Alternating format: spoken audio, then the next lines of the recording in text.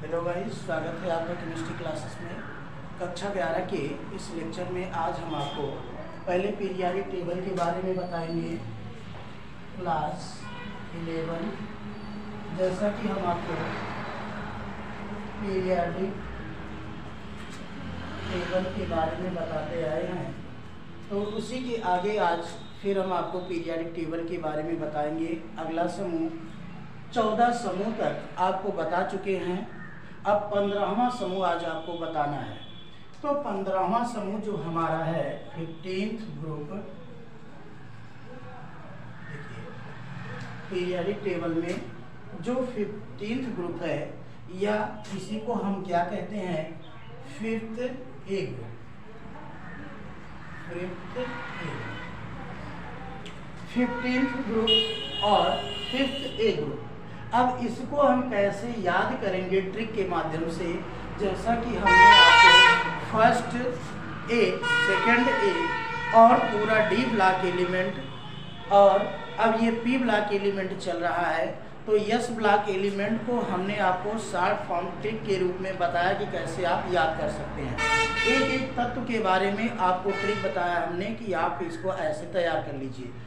First A, second ए, पूरा D block element सबको बता दिया। पी ब्लॉक चल रहा, पी ब्लॉक में कौन सा है आपका 5th ए ग्रुप है। अब इसमें क्या ट्रिक है आज का, जैसे कि हमने आपको बताया था किसके बारे में, डब्लू के बारे में, कि डब्लू का जो ऑपरेशन हुआ था, सर्जरी हुई थी, और सर्जरी होने के बाद जब वो फिट हो गया तो उसको हॉस्पिटल से डिस्चार्ज कर दिया गया और वो काशी में जाकर एक अनाथ आश्रम डाल के अपनी पूरी फैमिली के साथ रहने लगा। और उसके पिता के दोस्त जर्मन और सिंधु भी दोनों लोग सहयोग कर रहे थे उसके अनाथ आश्रम में। सारी व्यवस्थाएं बनाने के लिए, हर काम को सुविधाजनक बनाने के लिए उसके साथ पूरी फैमिली थी, और फैमिली के साथ साथ उसके दो पिताजी के मित्र जर्मन और सिंधु भी लगे हुए थे। तो चलिए आज देखते हैं क्या होगा। हमने आपको बताया था कि वो काशी में जाकर छोटे मोटे काम भी करने लगे थे। तो वो न्यूज़पेपर, डब्लू जो है भारी काम नहीं कर सकता था, वजन नहीं उठा सकता था, तो क्या करता था, न्यूज़पेपर बेचता था, डेली न्यूज़पेपर बेचता था। तो वही हमारा ट्रिक हो जाएगा। वो कह रहा है, क्या कह रहा है कि न्यूज़पेपर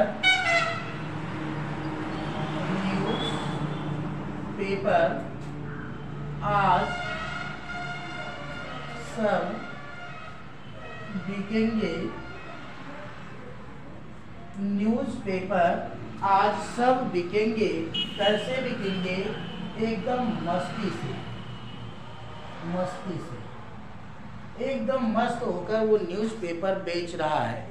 कौन बेच रहा है, डब्लू बेच रहा है। यानी कि बड़ा काम नहीं कर पा रहा तो छोटा काम ही कर रहा है, न्यूज़पेपर बेच रहा है, उससे अपनी जीविका चला रहा है, साथ ही साथ अनाथ आश्रम का भी देख रेख कर रहा है। तो न्यूज़पेपर आज सब बिकेंगे। कैसे बिकेंगे, मस्ती से या मस्ती में एकदम बेच रहा है झूम के। तो देखिए न्यूज़पेपर, नीचे का हम थोड़ा सा मिटा देते हैं। यहाँ पर यन, भाई यन क्या है, नाइट्रोजन।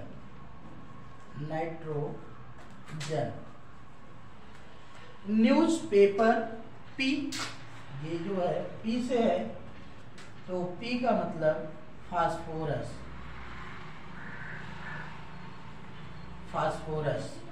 न्यूज़पेपर आज एस, आर्सेनिक, सब एसबी, एंटीमनी,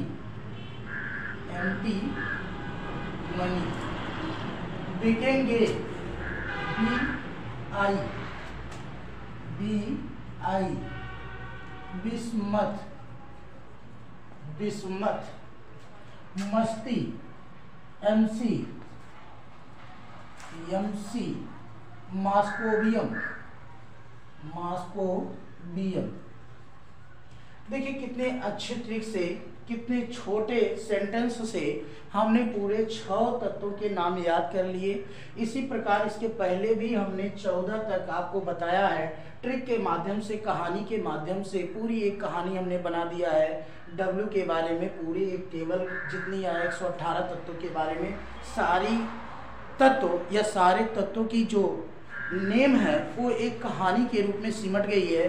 और अगर आप उस कहानी को याद कर लेते हैं तो आपको 118 तत्वों का नाम रटना नहीं पड़ेगा और सारे तत्वों के नाम आपको खुद ब खुद याद हो जाएंगे। अगर ये कहानी आपको याद हो जाती है तो जितने तत्व हैं ये बहुत आसानी से, जैसे देखिए इसके पहले हमने 14 तक आपको ट्रिक में, खेल खेल में हमने आपको याद करा दिया। वैसे आज 15वां ग्रुप है। जब डब्लू को कोई काम नहीं था, भारी काम नहीं कर सकता था, तो उसने क्या किया, न्यूज़पेपर बेचना शुरू किया। और वो कह रहा है कि न्यूज़पेपर आज सब बिकेंगे। कैसे बिकेंगे? मस्ती में। मतलब उसको कोई टेंशन नहीं है, कोई फिक्र नहीं न्यूज़पेपर बिके या ना बिके, लेकिन कह रहा कि आज सब बिकेंगे, टोटल न्यूज़पेपर उसके बिक जाएंगे मस्ती से, उसको कोई टेंशन नहीं है। तो देखिए न्यूज़ में NEW, N पहला अक्षर नाइट्रोजन, पेपर में P पहला अक्षर फास्फोरस, आज AS आर्सेनिक, सब SB एंटीमनी, और बिकेंगे VI बिस्मथ, और मस्ती से MC मास्को BM। तो ये हमारे 6 तत्व हो गए। और ये किस ग्रुप में आते हैं? 15th ग्रुप में आते हैं, या इसको हम 5th A के नाम से भी जानते हैं। अगर दीर्घाकार आवर्त सारणी की बात हो रही तो 5th ग्रुप में, अगर आपको लघु फॉर्म के बारे में बात हो रही, छोटी आवर्त सारणी के बारे में बात हो रही तो 5th में। वैसे भी अगर हम डिवाइड करेंगे AB में तो जितने भी B वाले हैं वो सब D ब्लॉक एलिमेंट हैं, और जितने A वाले हैं first A second A S block, और बाकी जो बचते हैं वो सब किस में आ जाते हैं? आपके P ब्लॉक में। और डी ब्लॉक, F ब्लॉक का बिल्कुल श्रेणी ही अलग है। F ब्लॉक के जितने तत्व हैं उनका अंतिम इलेक्ट्रॉन F में जाता है, उनको अलग पीरियोडिक टेबल के नीचे 2 आवर्तों में रखा गया है। 6वें और 7वें आवर्त में 14 तत्वों की 2 श्रेणियां हैं, और ये शुरू होती है लैंथेनम के आगे के 57 लैंथेनम, इसके आगे के 14 तत्वों को कहा जाता है लैंथेनाइट तत्व, और 89 से शुरू होता है एक्टिनियम। 89 एक्टिनियम के आगे के 14 तत्वों को कहा जाता है एक्टिनाइट श्रेणी के तत्व। तो इनका अलग है, लेकिन सबसे पहले हमने आपको SPD यानी कि S का याद करा दिया, D का याद करा दिया, और अब P का चल रहा है। तो ये धीरे धीरे आपको कंप्लीट हो जाएगा। अब आपके 3 ग्रुप 16, 17, 18 3 ग्रुप और बच रहे हैं। 3 दिन में ये भी आपको समाप्त हो जाएगा। उसके बाद हम आपको पूरा एक टेबल, एक हार्ड कॉपी आपको देंगे जिसमें पूरी पीरियोडिक टेबल एक कहानी के रूप में, एक सीक्वेंस के रूप में लिखी होगी। ओके, चलिए हम आपको अब क्लास 11 के जो S ब्लॉक एलिमेंट हमने शुरू किया था उसके आगे आपको बताते हैं।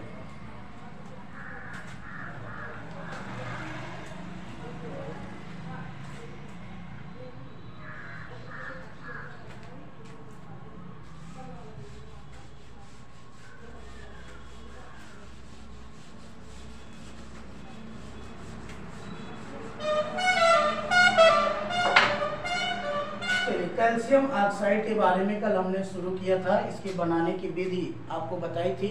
आज इसके भौतिक गुणों के बारे में चर्चा करेंगे, फिजिकल प्रॉपर्टीज। इसके कौन कौन से फिजिकल प्रॉपर्टीज होते हैं इसको आज हम बताएंगे आपको। पॉइंट वाइज आप लोग नोट कर लीजिएगा, सिर्फ 2 पॉइंट कि जो कैल्शियम ऑक्साइड है ये श्वेत क्रिस्टलीय ठोस पदार्थ है। श्वेत क्रिस्टलीय ठोस पदार्थ है, ठोस पदार्थ है। जो कैल्शियम ऑक्साइड है वो कैसा है? श्वेत माने सफेद है, और क्रिस्टल के रूप में ये पाया जाता है।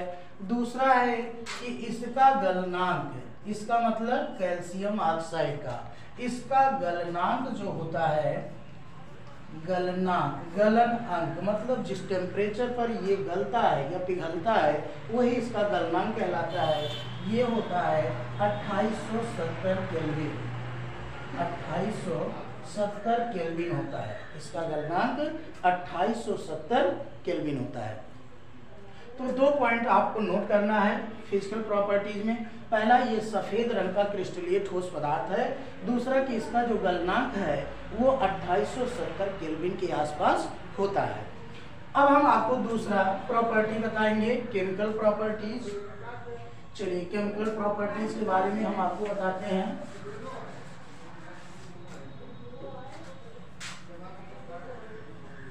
केमिकल प्रॉपर्टीज,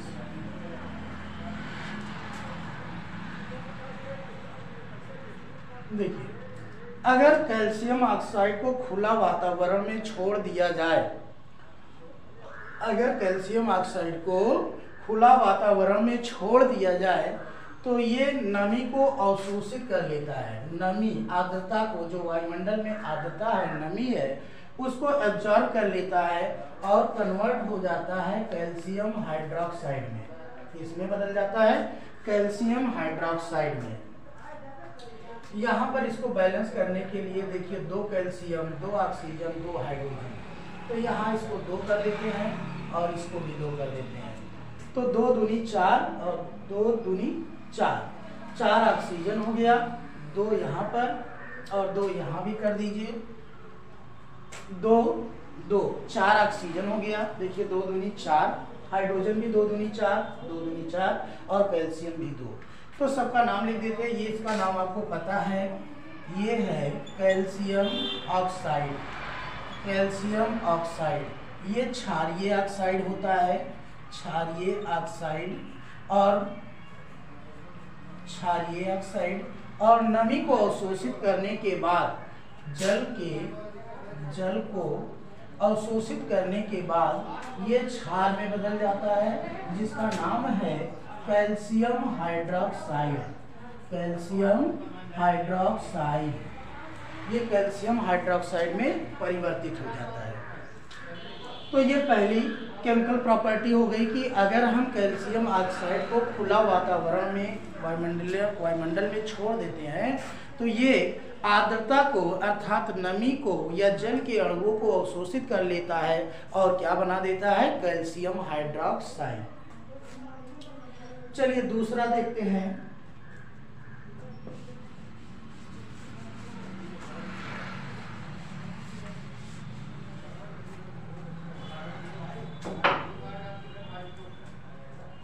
दूसरा देखते हैं कि अगर इसको वायुमंडल में छोड़ा जाए तो वायुमंडल में छोड़ने पर इसको CO2 की आर्द्रता भी होती है। आप जानते हैं वायुमंडल में CO2 जो है 0.03%। अगर सबसे ज़्यादा बात करें तो नाइट्रोजन की 78%, उसके बाद अगर ऑक्सीजन की बात करें तो 21% और CO2 की बात करें तो 0.03%।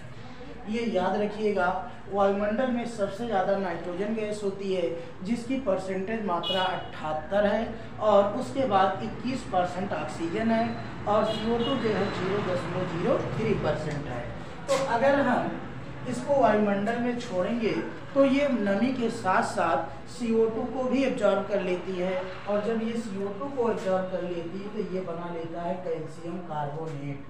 क्या बना लेता है, कैल्शियम कार्बोनेट। कैल्शियम कार्बोनेट में परिवर्तित हो जाता है। इसका नाम आपको पता है कैल्शियम ऑक्साइड, ये कार्बन डाइऑक्साइड। और साथ ही साथ इसको बिना बुझा चूना के नाम से भी जाना जाता है, बिना बुझा चूना।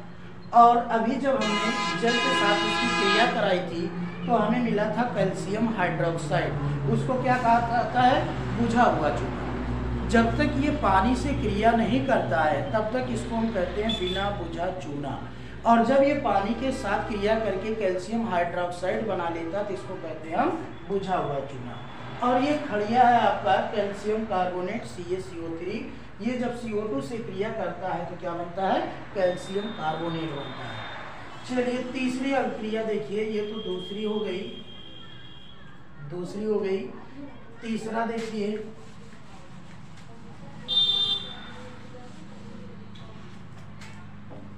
अगर इसको हम सिलिकॉन डाइऑक्साइड के साथ, ये आपका कैल्शियम ऑक्साइड और ये है silicon dioxide, silicon dioxide, calcium oxide CaSiO3, ये बन गया कैल्शियम सिलिकेट। तो देखिए कैल्शियम ऑक्साइड जो है, अगर ये सिलिका, इसको सिलिका भी कहते हैं, सामान्य नाम इसका सिलिका है, सिलिका से या सिलिकॉन डाइऑक्साइड से क्रिया करता है तो क्या बना लेता है, कैल्शियम सिलिकेट, जो कि एक लवण है, कैल्शियम सिलिकेट नामक यौगिक बना लेता है। और चौथी अभिक्रिया, अगर हम कैल्शियम ऑक्साइड को P4O10 के साथ इसकी क्रिया करा दें, वास्तव में ये P2O5 का ही एक रूप है। अगर हम दो बाहर निकाल लें अगर हम दो कॉमन ले लें, बाहर निकाल लें, तो P2O5 फास्फोरस पेंटाऑक्साइड उसी का डाइमर है, उसी के दो अणु लगे हैं, ये डाइमर है। तो इसकी क्रिया अगर हम इससे करा देते हैं तो ये बनता है कैल्शियम फास्फेट PO4 का होल ट्वाइस, और यहाँ आ जाएगा थ्राइस, Ca3 इंटू PO4 का होल ट्वाइस। अब देखिए यहाँ हम 2 गुना कर देंगे तो ये 3 दूनी 6 हो गया, तो यहाँ हम 6 लगा देंगे, और फास्फोरस कितना है 2 दूनी 4, तो ये बैलेंस हो गया। देखिए 6 कैल्शियम है और 3 दूनी 6 कैल्शियम हो गया, Ca3PO4 का होल ट्वाइस। फास्फोरस 2 दूनी 4 है, फास्फोरस 4 है, ऑक्सीजन 4 दूनी 8 दूनी 16, और यहाँ देखिए 10 यहाँ है, 10 6 16। तो इस तरीके से ये क्रिया कर लिया। ये फास्फोरस पेंटाऑक्साइड का डाइमर है, कैल्शियम ऑक्साइड बिना बुझा हुआ चूना है, और जब दोनों क्रिया करते हैं तो क्या निर्माण होता है, कैल्शियम फास्फेट। इसका नाम क्या है, कैल्शियम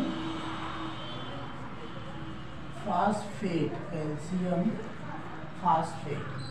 इस प्रकार से ये क्रिया करता है।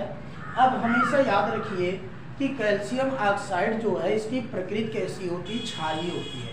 ये क्षारीय ऑक्साइड है।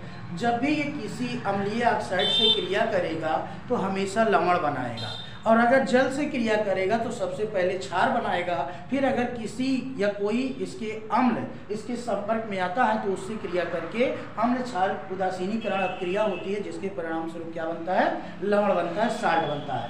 तो इसके आगे हम आपको कल बताएंगे, ठीक है, इसके आगे का लेक्चर कल होगा। ओके।